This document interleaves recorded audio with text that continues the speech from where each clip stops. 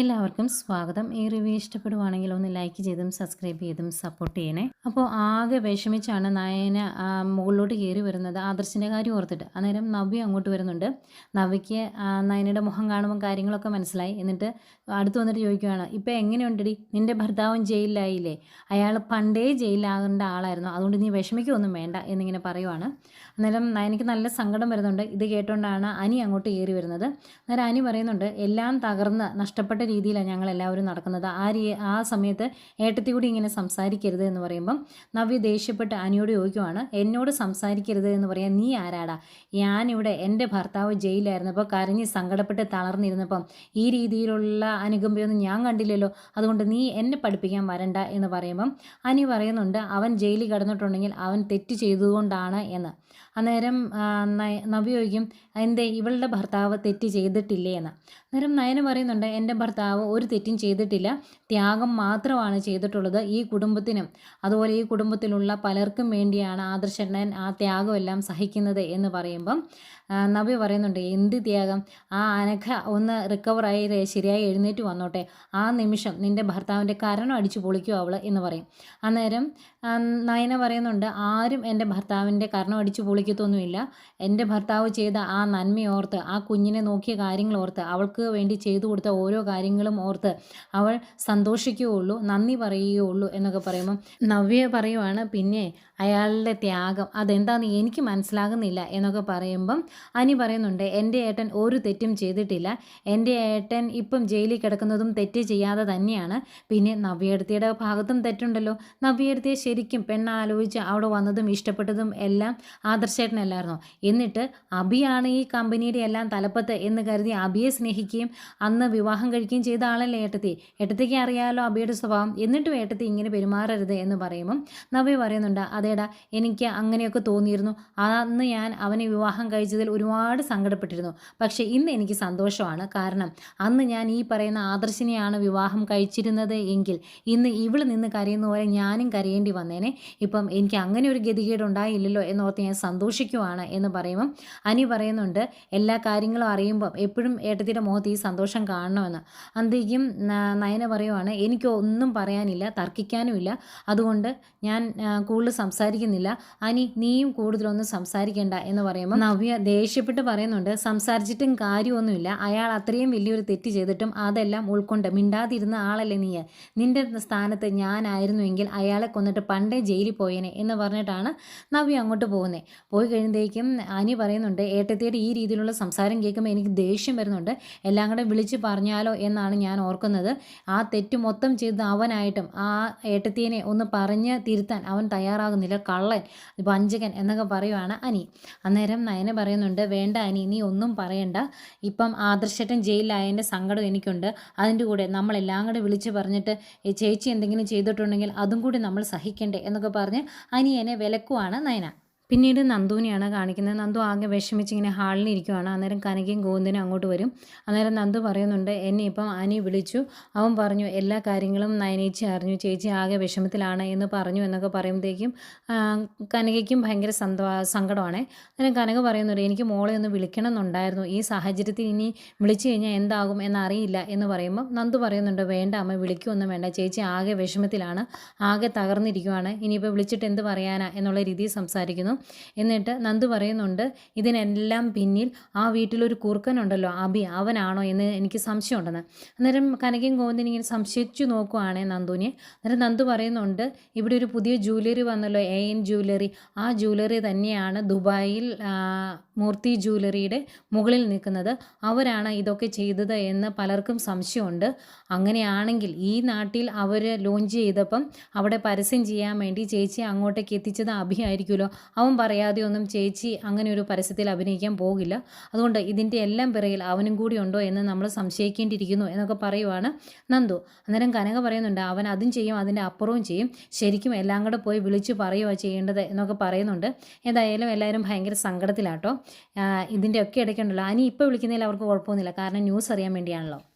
പിന്നെ കാണിക്കുന്നത് നയനയാണ്. നയന ആകെ വിഷമിച്ച് സങ്കടപ്പെട്ട് ഇരിക്കുമ്പോൾ അങ്ങോട്ടേക്ക് ദേവയാനി വരും. എന്നിട്ട് പറയുന്നുണ്ട്, മനസ്സിലിങ്ങനെ വിഷമം പിടിച്ചു വെക്കരുത്, മോൾക്ക് സങ്കടം വരുന്നുണ്ടെങ്കിൽ അങ്ങ് കരഞ്ഞു തീർക്കുക, അതാ നല്ലത്. മനസ്സിൽ പിടിച്ചുകൊണ്ടിരുന്നാൽ അത് ശരിയാകുകയില്ല, ശരീരത്തിന് കേടാണ്, സങ്കടപ്പെടേണ്ട, അവനൊന്നും സംഭവിക്കില്ല എന്ന് എൻ്റെ മനസ്സ് പറയുന്നുണ്ട്, മോള് വിഷമിക്കണ്ട എന്നൊക്കെ പറഞ്ഞ് ഇങ്ങനെ ആശ്വസിപ്പിച്ചുകൊണ്ട് നിൽക്കുമ്പോഴാണ് അഭി അങ്ങോട്ട് വരുന്നത് കേട്ടോ. അഭി ഭയങ്കര സന്തോഷത്തിലാണ് വരുന്നത്. അത് കാണുന്നത് ദേവേനിക്ക് കാര്യം മനസ്സിലാവുന്നുണ്ട്. അതുകൊണ്ട് തന്നെ ദേവേനി ചോദിക്കും, നീ എവിടെ പോയി കറങ്ങിയിട്ട് വരുവാടാ എന്ന്. അന്നേരം എന്താ അമ്മായി അങ്ങനെ ചോദിച്ചതെന്ന് ചോദിക്കുമ്പോൾ, എൻ്റെ മകൻ ജയിലിലായി എന്നറിഞ്ഞിട്ട് അത് ആഘോഷിക്കാൻ നീ പോയതാണോ എന്ന് ചോദിക്കുമ്പോൾ, ആര്? ആദർശേട്ടനോ? ആദർശേട്ടൻ ജയിലിലായോ? എപ്പോൾ? ഇത് ഞാൻ അറിഞ്ഞില്ല എന്നൊക്കെ പറഞ്ഞിങ്ങനെ ഭയങ്കര ആകാംക്ഷയോട് കൂടി ഇങ്ങനെ പറയുക. അന്നേരം ദേവേനി പറയുന്നുണ്ട്, ഈ സംഭവം അറിഞ്ഞ നിമിഷം നിൻ്റെ ഭാര്യയും അതുപോലെ അമ്മയും നിന്നെ വിളിച്ച് പറഞ്ഞു കാണുമെന്ന് എനിക്ക് നന്നായിട്ടറിയാം. എന്നിട്ട് നീ അറിഞ്ഞ കാര്യത്തെക്കുറിച്ച് എൻ്റെ മുന്നിൽ നിന്ന് അഭിനയിക്കാൻ നിൽക്കരുത്, പോകുന്നതാ നല്ലത് എന്ന് പറയും.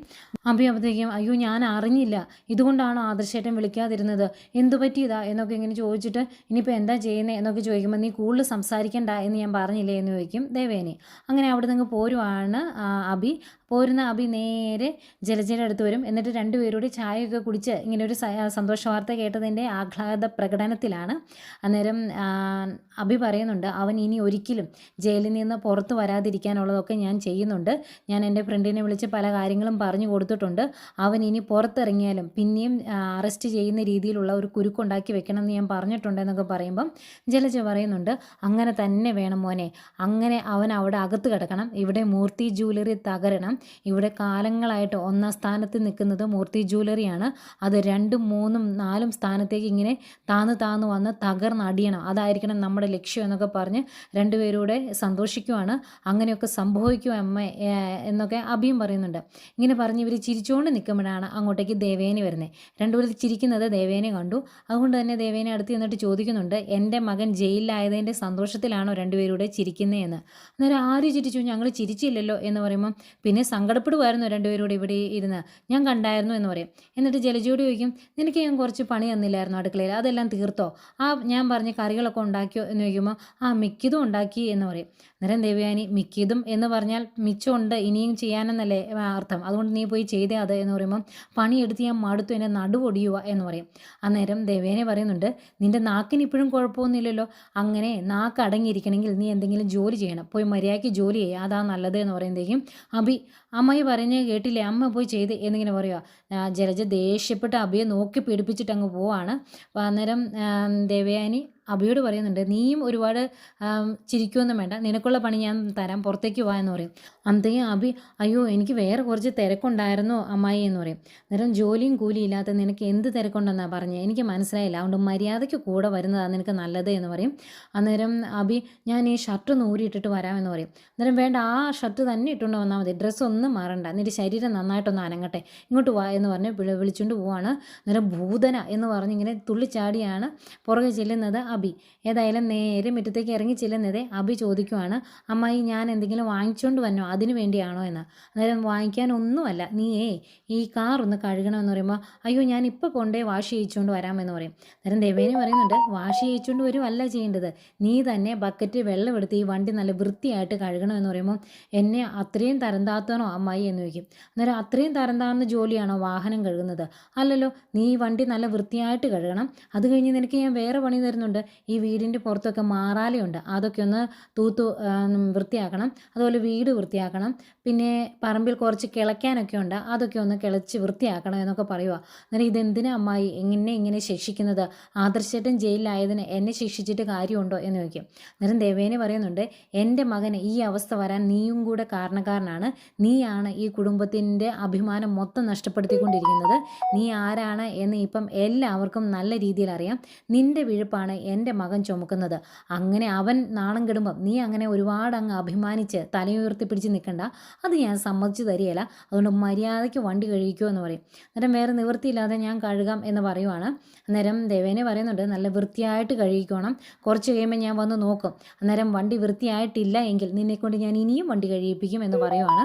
ഏതായാലും വേറെ നിവൃത്തിയില്ലാതെ വെള്ളമൊക്കെ എടുത്തുകൊണ്ട് വന്ന് വണ്ടി കഴുകാൻ തുടങ്ങുന്ന അഭി മനസ്സിലോർക്കുക, ഓ ഇങ്ങനെ ഒരു സാധനം ഭൂതന, ഞാനൊരു തെറ്റ് ചെയ്തു എന്ന് കരുതി ഇത്രമാത്രം ശിക്ഷിക്കേണ്ട കാര്യമുണ്ടോ എന്നൊക്കെ ഇങ്ങനെ മനസ്സിലോർക്കുന്നുണ്ട്. ഏതായാലും വണ്ടി കഴുകുക, വേറെ നിവൃത്തിയൊന്നുമില്ലേ അതുകൊണ്ട്.